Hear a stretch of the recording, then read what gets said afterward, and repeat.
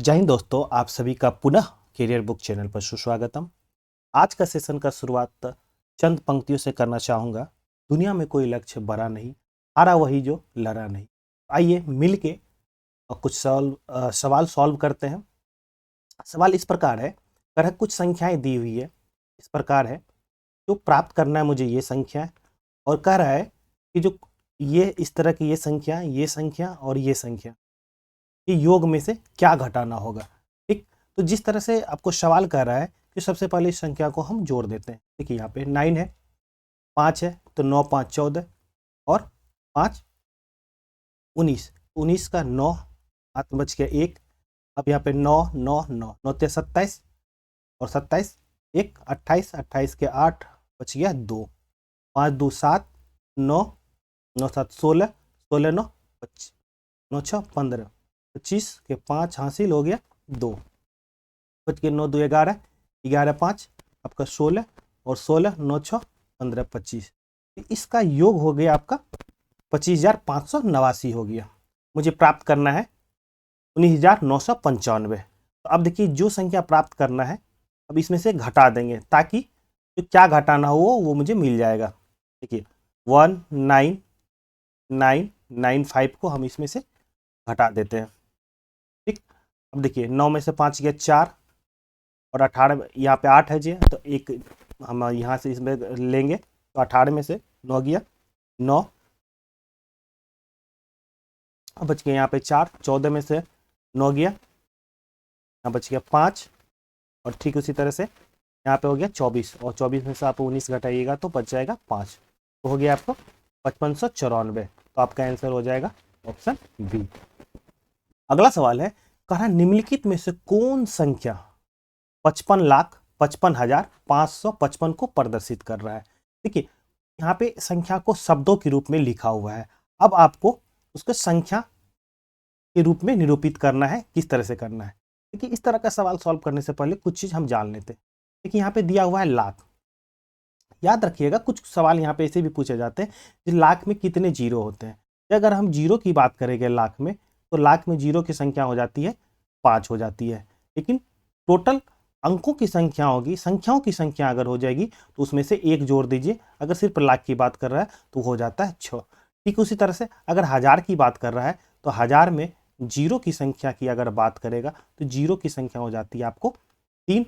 उसमें से टोटल संख्या की अगर बात करेगा, टोटल हजार में कितनी संख्या, सिर्फ हजार की बात कर रहे हैं तो उसमें से आप इसमें से एक जोड़ दीजिए तो हो जा रहा है आपका 4 हो जा रहा है। ये तो होगी बेसिक बात है। अब करते हैं तो सवाल के अकॉर्डिंग हम लोग बनाते हैं। देखिए यहाँ पे दिया हुआ लाख, हम जान गए हैं कि लाख में 0 5 होगा और टोटल संख्या 6 होगा।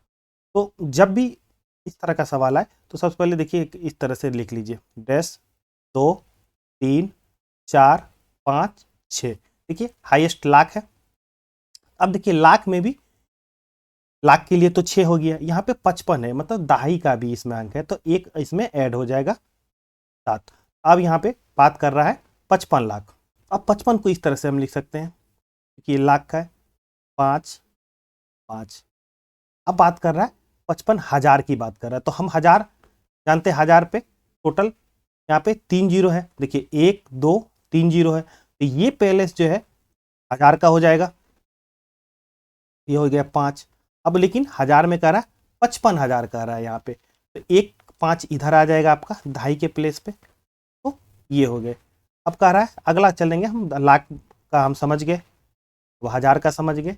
अब कह रहा है 555, तो इस तरह से हम 555 को 5 5 और 5, तो इस तरह से हम संख्या जो शब्द में दिया हुआ उसको हम संख्या में निरूपित कर सकते हैं। देखिए ऑप्शन में जाइएगा तो आपका ऑप्शन ए हो जाएगा। ओके, अगला सवाल है, कह रहा कुसुम अपने मित्रों के साथ शाम को तब खेलने जाती है जब घड़ी की दोनों सुइयां 6 पे होती है। ठीक, उसको अब कह रहा है 24 घंटे वाली घड़ी के अकॉर्डिंग क्या पढ़ा जाएगा। ठीक, तो 12 घंटे वाली घड़ी के अकॉर्डिंग अगर देखते हैं तो देखिए अगर ये घड़ी है तो 12 हो गया, यहाँ पे 3 हो गया, 6 हो गया और 9 हो गया, तो दोनों सुई 6 पे है, मतलब घंटे की सुई भी है और मिनट की सुई भी है, वो 6 पे है। ठीक ना, तो कहीं ना कहीं अगर वो 6 बज के इसको हम 30 मिनट बोलेंगे। अब बात कर लेते हैं जो 12 घंटे और 24 घंटे में क्या फ़र्क है। देखिए यहाँ समझते हैं। देखिए रात के 1 बजे से लेकर 12 बजे दोपहर तक जो या तो 12 घंटा का हो, 12 घंटे वाली घड़ी हो, या 24 घंटे वाली घड़ी हो, दोनों के लिए समय एक ही जैसा होता है। लेकिन जब हम 24 घंटे की बात करेंगे तो अगर 12 बजे के बाद जो भी टाइमिंग दिया हुआ है उसमें हम क्या ऐड कर देते हैं, +12 ऐड कर देते हैं। ठीक, तो फिर से एक बार बता रहा हूँ, रात के 1 बजे से लेकर 12 बजे दोपहर तक, चाहे वो 12 घंटे की घड़ी हो या 24 घंटे की घड़ी हो, दोनों में समय एक ही जैसा होता है।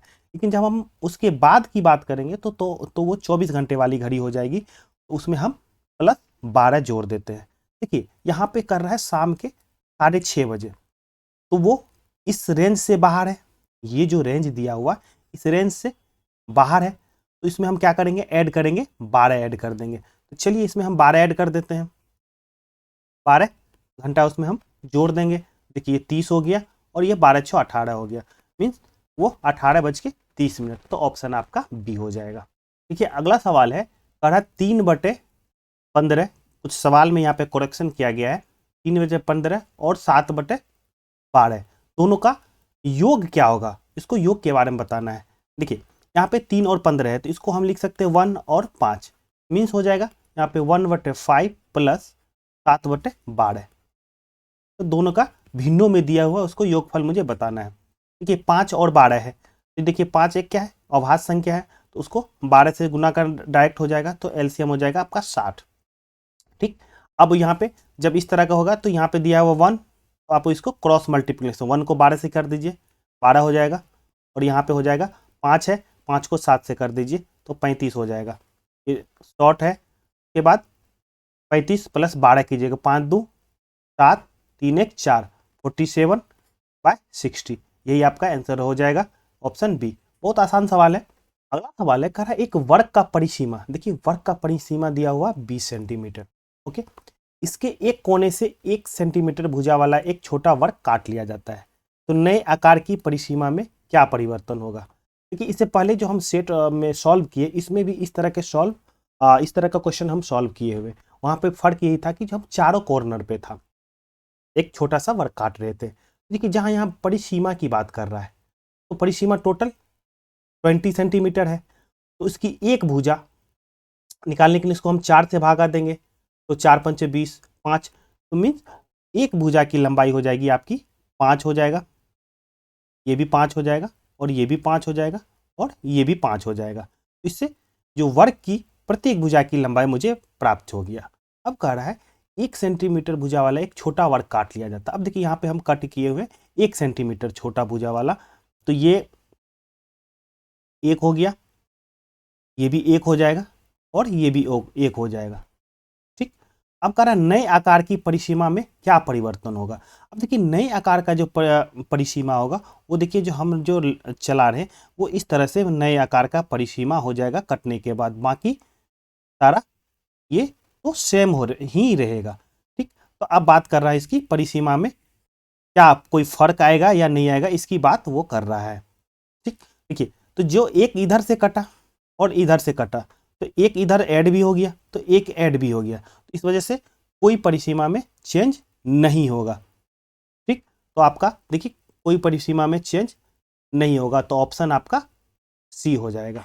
अगला सवाल है, कह रहा है 5 विद्यार्थी अपनी पेंसिलों की लंबाई एक स्केल की मदद से मापते हैं, और उसका मापन इस प्रकार है, 15.5 सेंटीमीटर है, 12 सेंटीमीटर है, 11.8 है, और 9.7 है, और 7 सेंटीमीटर है।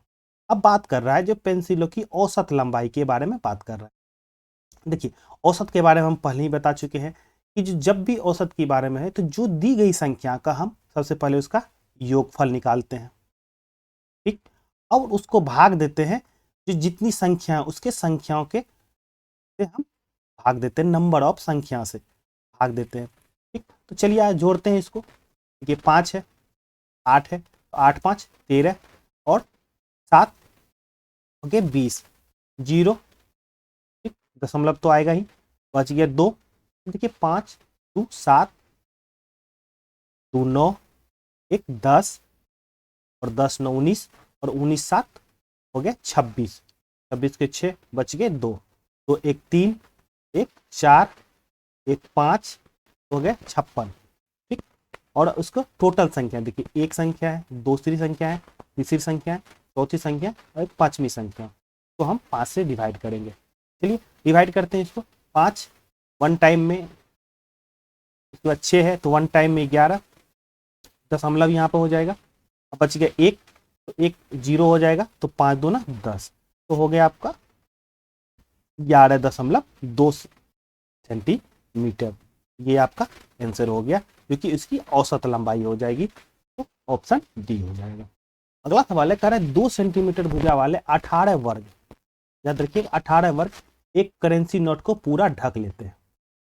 अब कह रहा है 3 नोटों को ढकने के लिए कितने वर्ग की आवश्यकता है। कि एक करेंसी नोट को ढकने के लिए 18 वर्ग की आवश्यकता है। ठीक, अब कह रहा है इसी तरह से 3 नोट है, ठीक ना। तो जब एक करेंसी को ढकने के लिए 18 की आवश्यकता है, तो 3 के लिए 18 से आप 3 से गुना कर दीजिए, तो 18 54 हो जाएगा। तो ऑप्शन आपका डी हो जाएगा। अगला सवाल है, कह रहा है चतुर्भुज को पहचानिए। ठीक, कह रहा है उसके बारे में, चतुर्भुज को पहचानने के लिए बोल रहा है, लेकिन उसमें कुछ हिंट दिया हुआ। हिंट इस प्रकार है, कह रहा है कि मेरी 2 सममिति रेखा है। हम सममिति के बारे में आपसे चर्चा कर चुके हैं, यहाँ करेंगे, कोई बात नहीं है। कह रहा है मेरे सभी को 90 डिग्री है। ठीक, देखिए जहाँ 90 डिग्री की बात कर रहा है, सभी को 90 डिग्री है, तो वो सिर्फ स्क्वायर में होता है, मीन्स वर्ग में होता है, और वो आयत में होता है। तो कहीं ना कहीं आपका बी ऑप्शन और डी ऑप्शन, ये दोनों तो कैंसिल आउट हो गया। अब बात करते हैं सममिति की। फिर से एक बार सममिति को समझते हैं। देखिए सममिति वो लाइन है कि जिससे वो कोई भी आकृति को दो इस तरह से भाग में डिवाइड करता है, मतलब करता है कि एक दूसरे पे वो उस ओवरलैप कर जाए। जैसे यहाँ पे देखिए ब्लू लाइन है, ये ब्लू लाइन है, ये ब्लू लाइन इस यहाँ से कट किया। कट करने के बाद जब ये नीचे वाले पोर्शन को, इस पोर्शन को, ये वाला पोर्शन जो है, ये वाला पोर्शन को, इसके नीचे वाले पोर्शन को, तो जब हम इस लाइन पे हम पलटेंगे तो वो इस तरह की आकृति आ जाएगी। तो हम इस लाइन को बोलेंगे, अगर इसको नाम दे दें हम ए बी लाइन को, ए बी लाइन को बोलेंगे सममिति लाइन होगा। लेकिन ये सममिति लाइन हो गया, हॉरिजॉन्टल हो गया। ठीक उसी तरह से अगर ये जो रेड कलर है, रेड कलर, तो अगर तो ये इसके अकॉर्डिंग अगर काटते हैं, तो देखिए अगर हम इस वाले पोर्शन को, ये जो पोर्शन है दिया हुआ है, ये वाले पोर्शन को अगर इस लाइन के अगर हम लाइन के अकॉर्डिंग पलटेंगे लेफ्ट साइड में, तो वो इस तरह की आकृति अगर आ जाए जो कि एक दूसरे को ओवरलैप कर जाएगा, तो उसे हम सममिति लाइन हम बोलते हैं। ठीक, तो सममिति का आप समझ गए हैं। अब चलिए सवाल को सॉल्व करते हैं। देखिए कह रहा है मेरी 2 सममिति रेखाएं हैं। अब देखिए तो 90 डिग्री तो हो गया स्क्वायर के लिए भी और आयत के लिए भी। अब देखते हैं जो मेरा स्क्वायर में कितनी सममिति रेखाएं हैं और आयत में कितनी रेखाएं हैं। ठीक, देखिए जब हम स्क्वायर की बात करेंगे, देखिए स्क्वायर में 3 सममिति रेखाएं बनती है, एक इस तरह हॉरिजॉन्टल, एक वर्टिकल, और एक दूसरा एक विकर्ण के अकॉर्डिंग, विकर्ण के अनुसार बनेगा। ठीक, लेकिन सिर्फ अगर हम आयत की बात करेंगे तो वहां पे सिर्फ 2 ही होगा, एक हॉरिजॉन्टल होगा और एक वर्टिकल होगा। तो इसलिए 2 सममिति रेखाएं सिर्फ आयत में होगी और प्रत्येक कोण 90 डिग्री, ये भी आयत में ही होगा। तो इस तरह से आपका आंसर हो जाएगा ऑप्शन सी। उम्मीद है आपको ये समझ में आया होगा।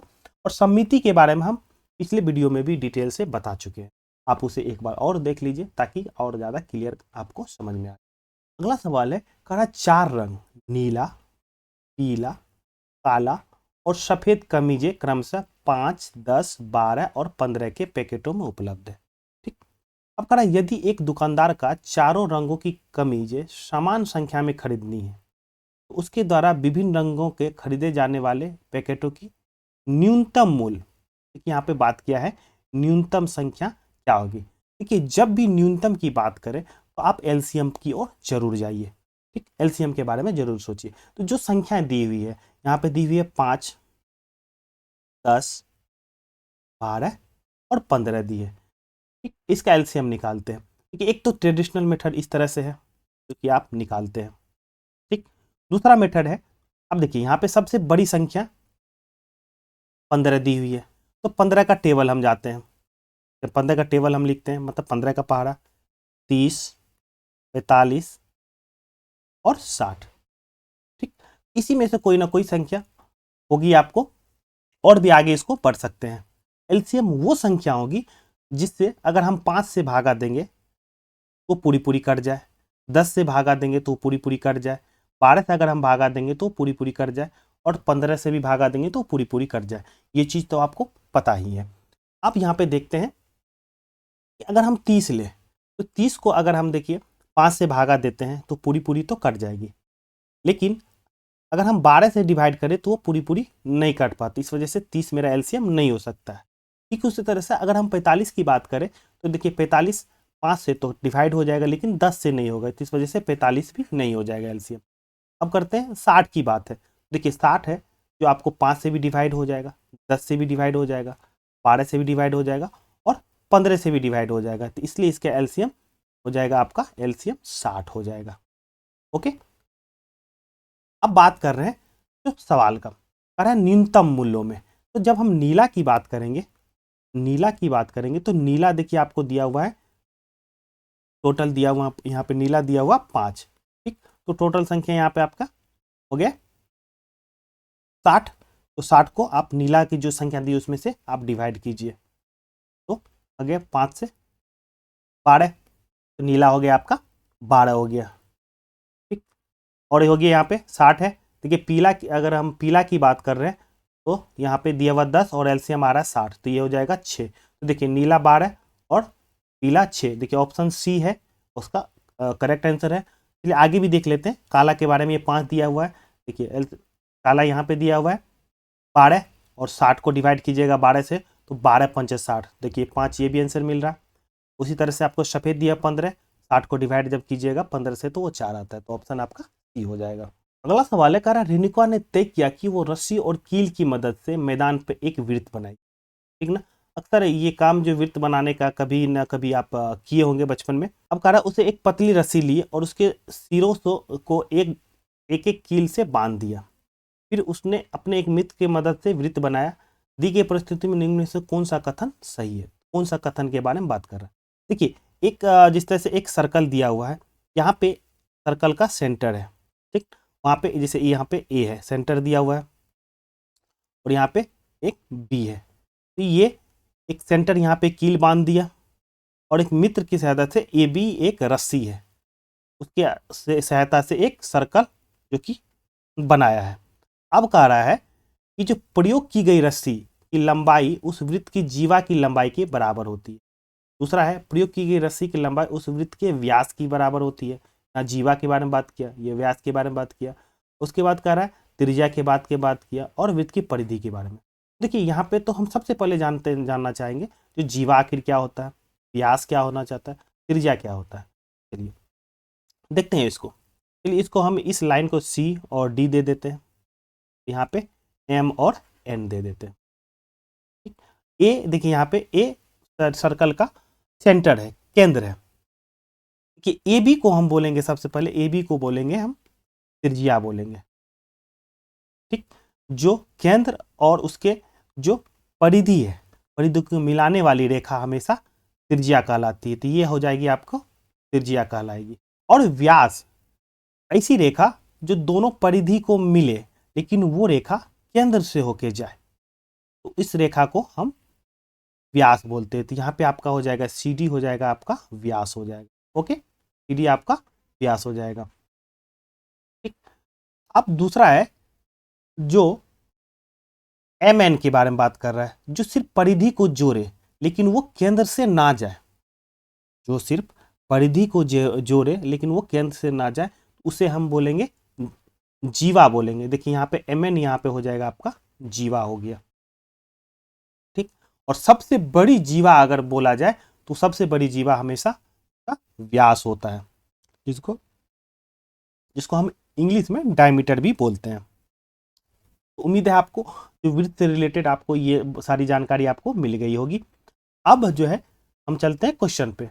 अब कह रहा है कि जो कील से जो उस दोनों को बांध दिया है, तो अब कह रहा है जो रस्सी है जो बांधा है वो क्या है, व्यास है, जीवा है, त्रिज्या है। तो देखिए जो रस्सी बांधा है रस्सी तो ए बी है, ए बी क्या है यहाँ पे त्रिज्या है, इस वजह से आपका ऑप्शन हो जाएगा सी। अगला सवाल है, कह रहा है 51.2/3 kg चीनी से 3/4 kg के कुल कितने पूर्ण पैकेट बनाए जा सकते हैं। ठीक, इस तरह का सभी सवाल आए तो सबसे पहले बड़ा अमाउंट देखिए, और उस बड़े अमाउंट में से जो छोटा अमाउंट, जो छोटा छोटा पैकेट में हमको भरना है उस अमाउंट से उसको भागा दीजिए। ठीक, यहाँ पे है देखिए 3 एकम 3 2 5 5 हो गया, और यहाँ हो गया 5 तिया 15, 155/3 को डिवाइड कीजिए जो छोटा है 3/4 से। ओके ठीक है, डिवाइड कर देते हैं हम। यहाँ पर हो गया 155/3 गुना 4/, यहाँ पे 3, चलते हैं 5 चौक 20 गुना हासिल 2, 15 चौक 60 2 62/9 हो जाएगा। अब 620 को 9 से डिवाइड करना है।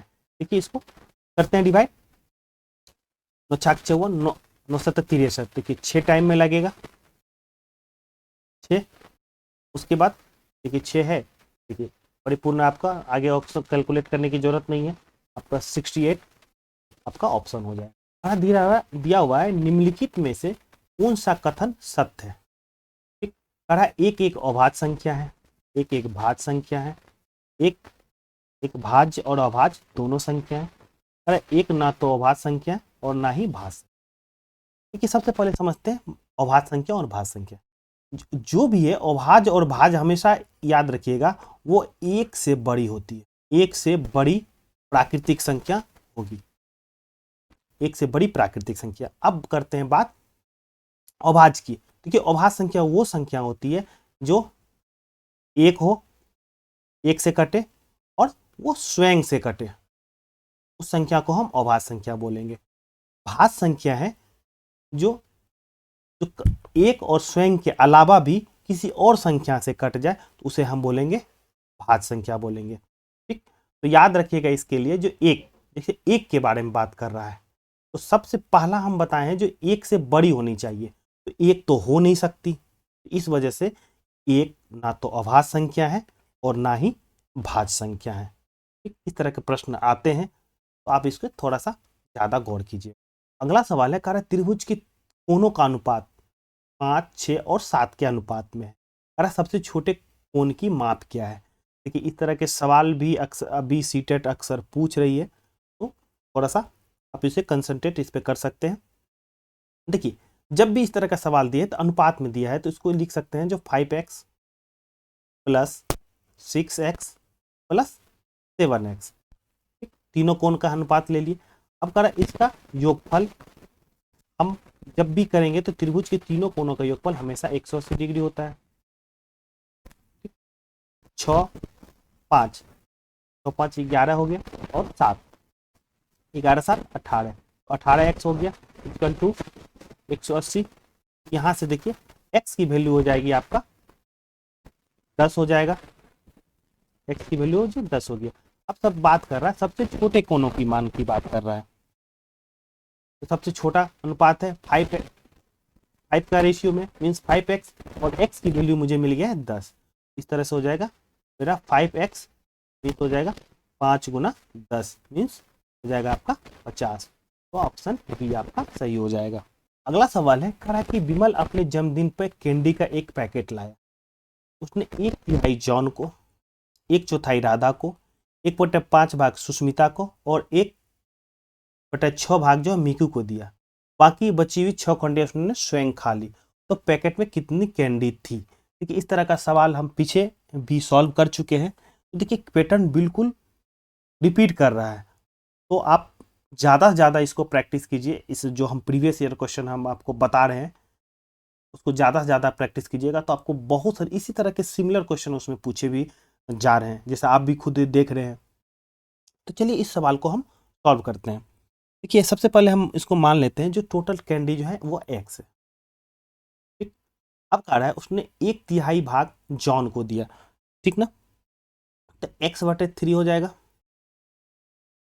प्लस 1/4 भाग राधा को x/4 प्लस, अब कह रहा है 1/5 भाग सुष्मिता को दिया, x/5 और ऐड हो जाएगा उसमें, प्लस 1/6 भाग दिया इसको मीकू भाई को दिया, तो x/6 हो जाएगा। ओके, और क्या करा, बचा हुआ 6 कैंडी वो उन्होंने खुद खा ली, तो +6 हो जाएगा। तो जब ये सारे को हम भाग को जोड़ेंगे तो वो टोटल भाग मीन्स x के बराबर होना चाहिए, इक्वल टू x हो जाएगी। ये हो गया बिल्कुल सिंपल। अब इसको जोड़ते हैं, ठीक। तो जब इसका हम एलसीएम लेंगे 3, 4, 5 और 6, इसके एलसीएम हो जाएगा आपको यहाँ पे 60 हो जाएगा, बिल्कुल। इस एलसीएम तो पता ही है, ठीक। अब 3 से इसको 20 से 60 में भागा देंगे तो ये हो जाएगा आपको 20, 20x प्लस 4 से तो आपका हो जाएगा 15x प्लस 60 है, 5 से भागा देंगे तो 12, तो 12x प्लस हो जाएगा आपको 10x यहाँ पे, और प्लस यहाँ पे हो जाएगा 6 और 6, 6 4 के 36, 360 हो जाएगा, ठीक। इक्वल टू x हो जाएगा, ठीक। बाकी इन सबको जोड़ते हैं, 20 देखिए plus 15x plus 12x plus 10x, अगर इसे जोड़िएगा तो आपका आ जाएगा 57x हो जाएगा, 57x प्लस 360 इक्वल टू 60 और इधर ये x तो 60, ठीक।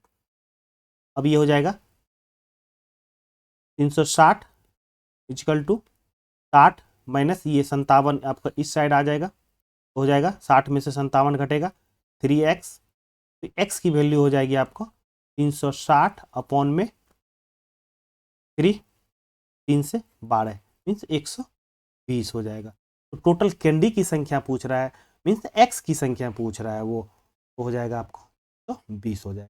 अगला सवाल है, कह रहा है बढ़ते हुए क्रम में व्यवस्थित 7 क्रमागत सम संख्याओं का योग 98 दिया हुआ है, तो इस क्रम की तीसरी संख्या क्या है।